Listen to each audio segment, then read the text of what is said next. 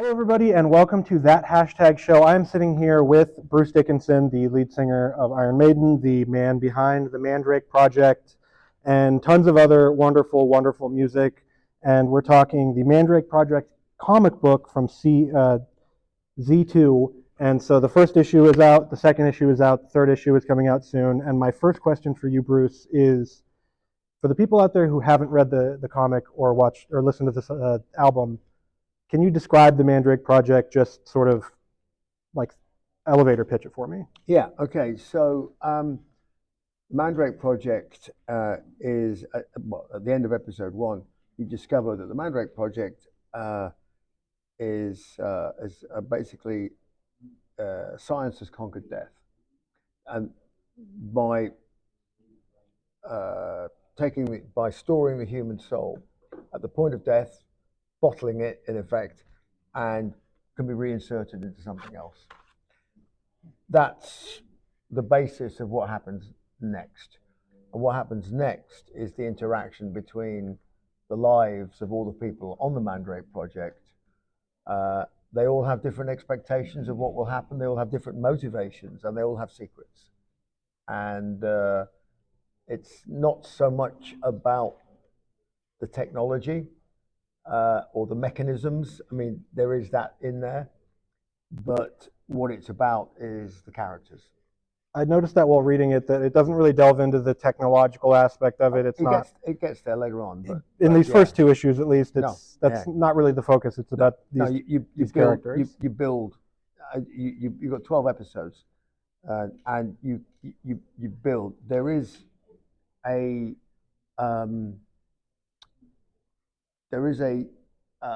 kind of scientific philosophy that will start to appear as you go through the series. I didn't want to give it away. Of course. At first, but it just starts to creep in episode 3 and episode 4. It becomes a bit more evident. But you're in this world where you're in a world of the occult, and you're in the world of the scientific, because you're dealing with the human soul. Mm-hmm. And that raises its own questions. Definitely. So I was listening or reading the first 2 chapters, and I decided to throw on the album to sort of see if it would accentuate the experience or whatever. And then, of course, during the panel today, you said, oh, it doesn't actually match up 1-to-1. No, not at all. You were telling someone to listen to it, and I was trying to think of, like, okay, where would be a logical point to start? If they were telling somebody if they wanted to listen to the album along with it, where would you start on the track list with the Mandrake Project, episode 1 and episode 2?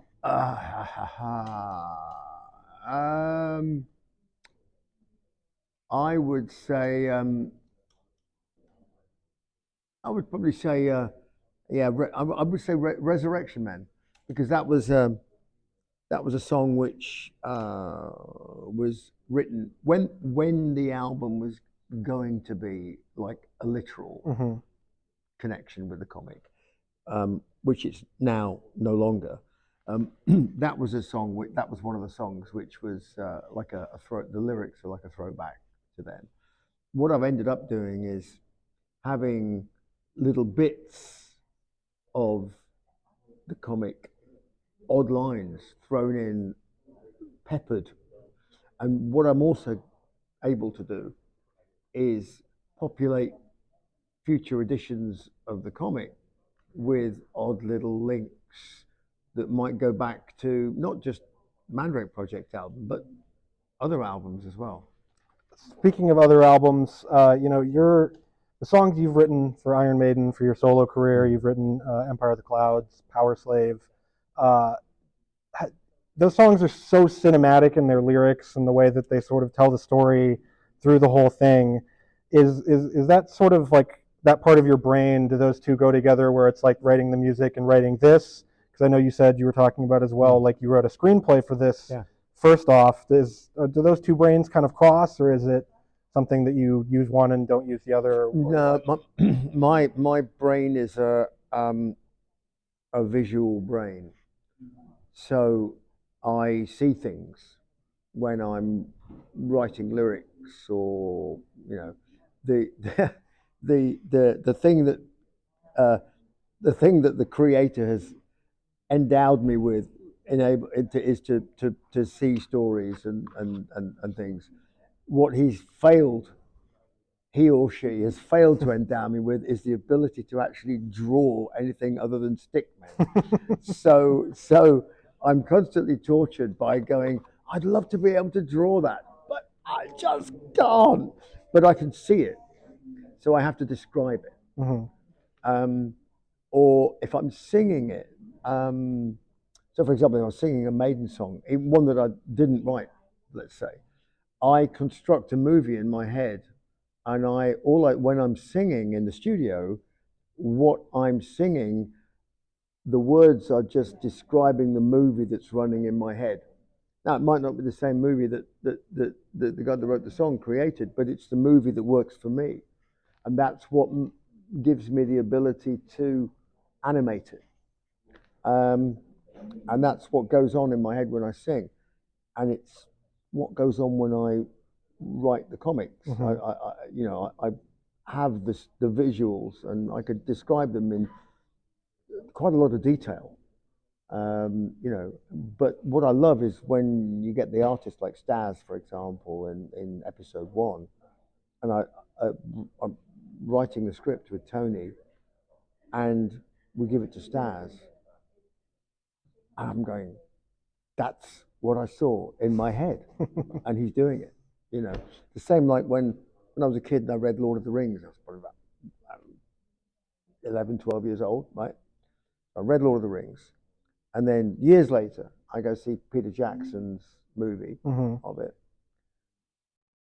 and I was absolutely dumbstruck because I was like, how did he know what I was seeing in my head? I saw that scene in my head when I read that book. How is he channeling what I saw? So there is spooky stuff going on. It's the power of the storyteller. Speaking of movies, because I did see this come across the newswire, that there was a movie that you were currently involved with or something. It's called Beorn of the Dead. It's my son's movie. It's your son's movie. Yeah. I just wanted to get any sort of update on this, or anything you can say about this, because the plot of it sounded absolutely wild to me. Absolutely banging script. It sounded fabulous, amazing. Really funny. And yeah, I watched this script because he's a really talented writer, which is basically, code for the unemployed, drawing the unemployment benefit, but this one's working really well at the moment. They're in the interesting position of having 2 or 3 offers for making the film, and it's a question of which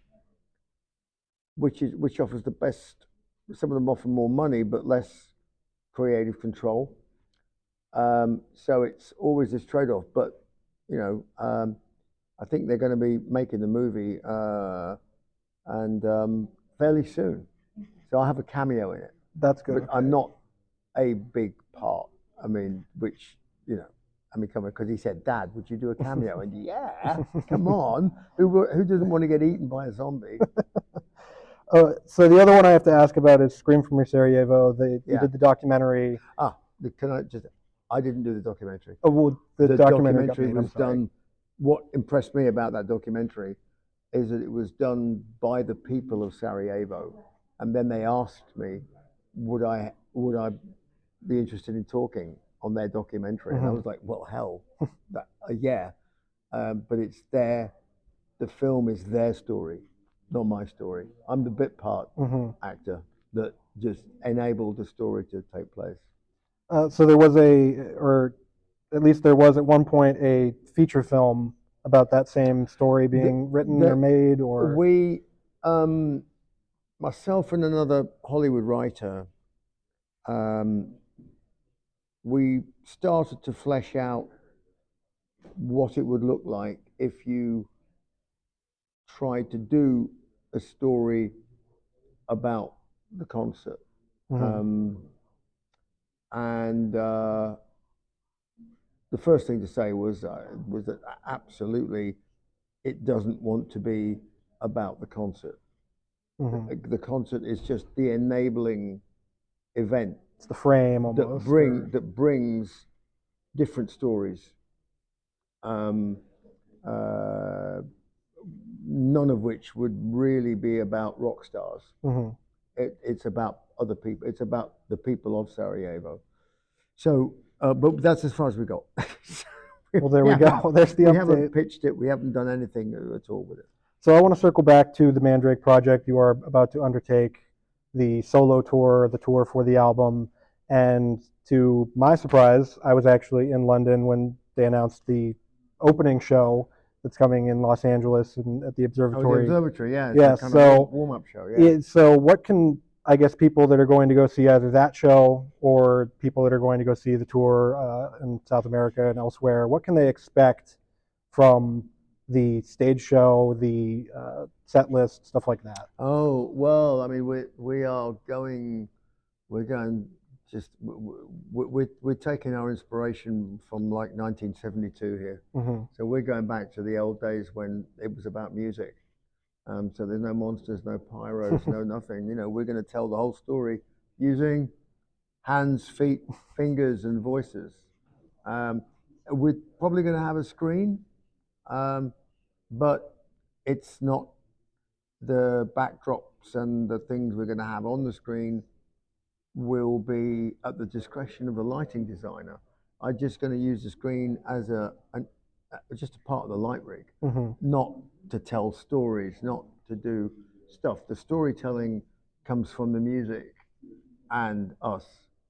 Um, we're not choreographed with the screen. We're not playing to time code or click tracks. We're free to be creative. Very awesome. So, And to be honest about the set list, yes.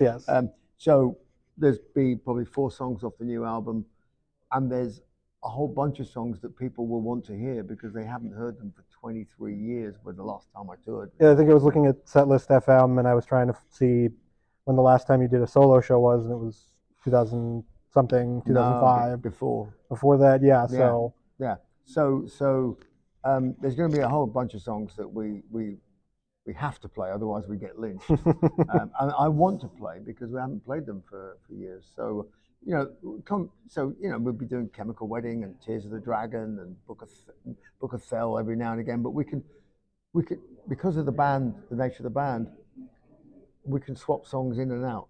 So you're going to have like sort of this rotating monster of a set list. That's right. So hopefully people won't see exactly the same show twice. You know? Very cool. Very cool. So back to Iron Maiden. I saw you on your spoken word tour. I think I want to say at least every single date of that spoken word tour for the Q&A section, you got a question about Alexander the Great. You guys finally played Alexander the Great on this most recent tour. Mm-hmm. I saw you guys at Power Trip when you played it. It was amazing to hear. Is there another song that's like Alexander the Great that people are clamoring to hear from Iron Maiden now? Well, you've gotten that one out of the way. The only song I could think of that I'm clamoring to hear would be "Rime of the Ancient Mariner." Oh yes, yeah.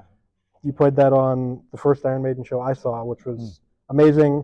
I had no idea what the song was. I just went to the show, and I love Number of the Beast. I love Run of the Hills, and then the love affair started from there. How does it feel for you, or how do you anticipate going from basically like the last concert you played was, I believe, at Power Trip in front of 80,000, 90,000, however many people, to this much smaller venue in Santa Ana, California? How does that just feel as a performer to go from that to that kind of energy to expend, or is it just all the same for you? No, I mean it's potentially more enjoyable because you're really close to people. Mm-hmm. You know, I mean, you can talk about eye contact. You got smell contact. You know. I know it'll be better for all the people that actually are Iron Maiden fans that want to see you guys. I know I've seen some of your interviews. You've been talking about the concert prices and all of that for Power Trip, other bands, but it was nice to see that you guys are not charging an arm and a leg for that show. Finally, I just want to ask, because if Eternity Should Fail from the Mandrake Project was originally, you said, written and then Iron Maiden covered it Yeah. on the Book of Souls. Yeah. How did that conversation go with Steve Harris? Because it has happened before in Iron Maiden with Yeah, Bring Your Daughter to the Slaughter, yeah. which was on So the Nightmare on Elm Street soundtrack. I had the demos back in 11, 12 or something like that, you know, of some of the stuff that I was going to do on the solo record. And I just gave him the CD and said, just go and pick the bones out of that, see if there's anything you fancy. And he said, oh, that one. I went, no. The other ones? No. He went, no. I went, okay, cool. Yeah, off you go. Because I'm pretty relaxed about it. I was, you know, I was going to kind of, you know, repossess the song anyway for things. And I thought, well, I'll just think of a different title to the album then, you know, because couldn't really call it the same name after they'd recorded it. But it all worked because, you know, Mandrake Project came out of that. So, and then because I'd rewritten the whole Mandrake Project story, I thought, well, science has conquered death. Eternity has failed. There is no eternity because there's no afterlife or anything else, because who needs the afterlife when you can have life now on an endless wash, spin, rinse, repeat. So is when you're writing songs, like, do you write songs in a certain way for Iron Maiden? Because when I first heard If Eternity Should Fail, I was like, oh, this is very much, you could have told me, not, or I could not have couldn't have looked and been like, oh, Bruce Dickinson wrote this, and I would have been like, Bruce Dickinson wrote this track, like this is a Bruce Dickinson song. Is there a way you write Iron Maiden songs? Because I know you obviously write with Adrian Smith, that's a frequent collaborator. Do you write songs differently for your solo music, or do you for Iron Maiden? I know a lot of people say, oh, Bruce's solo material is heavier. I wish I could say that I was clever enough to do that, but I'm actually not. I only just do kind of what's in front of me. So if I'm writing with Adrian, I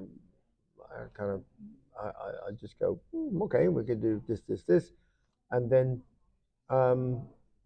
if that fits into a slot in an Iron Maiden record, great. You know, I mean, we were both surprised when we did Writing on the Wall, and Steve went, I love that. I went, really? You know, and we went, great, you know, boom, and that's turned into like this instant classic. And with, you know, with the video, obviously, we I was surprised when I first heard it that people have latched on so much to it, especially just, you know, the hardcore of hardcore Iron Maiden fans are always, you know, they're people, they turn their backs to the opener or whatever, they're there for Iron Maiden, and that they latched onto this song that is so, not tonally different, but it sounds different than everything else on that album specifically. You guys, when you it's just like bluesy type stuff. Were previewing it, you said, there's a couple songs that are going to sound different, and people were like, oh my God, is Iron Maiden going country or something like that? And almost. Almost. little folksy, a little bluesy, but it fits perfectly, and when you guys play it live, it's even more snatchy. Hang on, when it's live, it's great. And the thing is, it touched between that and the video. I mean, I storyboarded the video, so what I was doing in lockdown was coming up with that video story. And in fact, the whole of that video, because it was animated, was basically done on Zoom, because we all, you know, the animators were over the other side of the world, and then we were here, and everybody was there. So we would just have weekly Zoom meetings, and we go, well, what's that? Oh, that's the design for this. That's the design for that. That's the storyboard of this, and that's how we put the whole thing together. But it all worked. As I said, I came up with the story for that, the script, if you like, for the video, and at more or less the same time, I was starting to write or rewrite Mandrake. Well, that'll do it for us. You can get the Mandrake Project, episode 1. You can get episode 2. Episode 3 comes out, June 23rd. They'll be compiled in trade paperbacks in November. And it is this epic saga from this man, Bruce Dickinson. Thank you so much for having us, and thank you so much for this interview. Cheers, buddy.